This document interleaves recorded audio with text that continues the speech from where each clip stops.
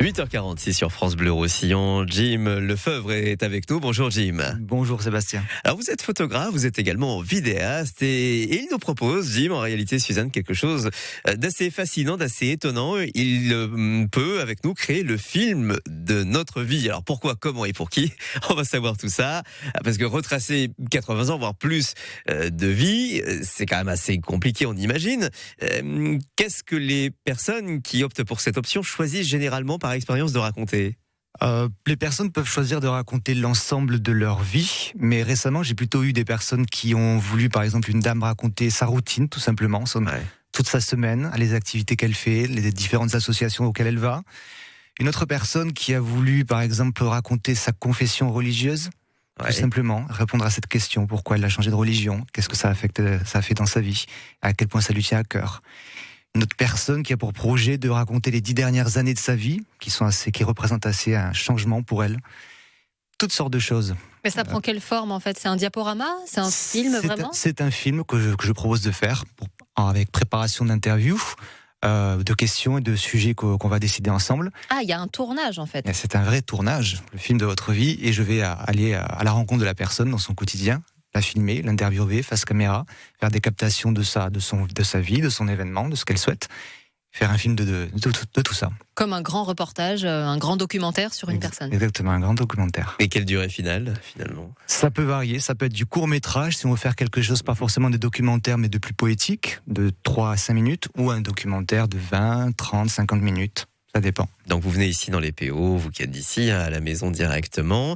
Le tournage, il faut compter combien de temps à peu près? Il y a plusieurs formules. On peut décider d'avoir une demi-journée, une journée de tournage pour faire quelque chose d'assez simple, ou on peut décider plusieurs rendez-vous et plusieurs interviews. Et qui sont les gens qui vous contactent? Est-ce que ce sont les proches des personnes ou est-ce que ce sont les personnes elles-mêmes généralement? Alors, ce sont les personnes elles-mêmes parce que c'est un véritable projet personnel et c'est une vraie démarche à faire pour soi-même. Et évidemment que les enfants sont très attirés par ce genre de projet et en parlent à leurs parents ou grands-parents et peuvent le solliciter, mais c'est vraiment à la personne elle-même de faire sa démarche. Quelle que soit leur histoire de vie, même si c'est des vies tout à fait, entre guillemets, communes, même si aucune vie n'est commune, mais enfin... Exactement. Voilà, parfois ce sont des histoires très simples. On a tous l'impression d'avoir une vie commune, mais chacune de nos vies est assez intéressante à raconter. Jim Lefebvre, qui est photographe et vidéaste, nous propose de retracer le film de notre vie. Et ça peut paraître, Suzanne, assez étonnant, mais parfois, on le dit en tout cas, on peut aussi aborder des tabous. C'est vrai ça, Jim?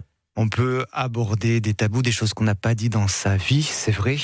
Alors la personne, quand elle vient me voir, elle a déjà enclenché ce processus psychologique où elle est prête à parler quand même.